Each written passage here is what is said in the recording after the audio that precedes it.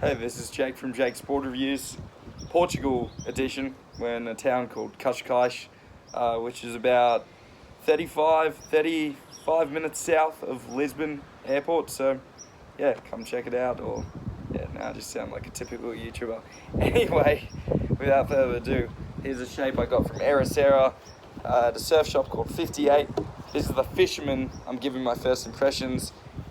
It's a 5'6". I'll read the dimensions after. It's around 27 litres, and yeah, it's a super fun board. So Gustavo, I just want to thank him at 58.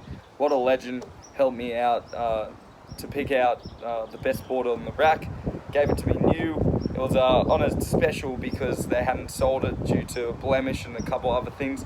But yeah, I really want to say thank you, Gustavo, for taking the time and helping me out. You're an absolute legend, so thank you, mate. Good on you. Let's discuss the board a bit. Just first impressions, how it's gone.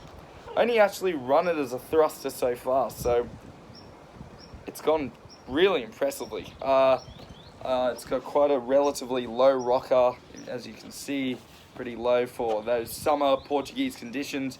You get a lot of high tide conditions, low tide. In Ericeira, you get, which is a town on the coast near Lisbon, you get a lot of kind of rocky reef breaks, so you still have power in the summer. It's a great little town to visit. The cat, Clive. Oh. So the cat's in the way. Anyway, great little town to visit. The cat loves me. This is my cousin's cat. You got like a relatively low rocker. You got kind of like a fish tail, so like a wind swallow. Reminds me a bit of like a BV2 mixed with a V3 or a Rocket Redux, but a better version.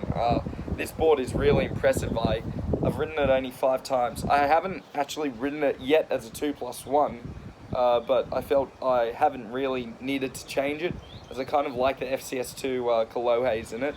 It gives me kind of a mix between performance and fun, so I enjoy that. But I think MR 2+1 set would go great. First impressions, I'm very impressed.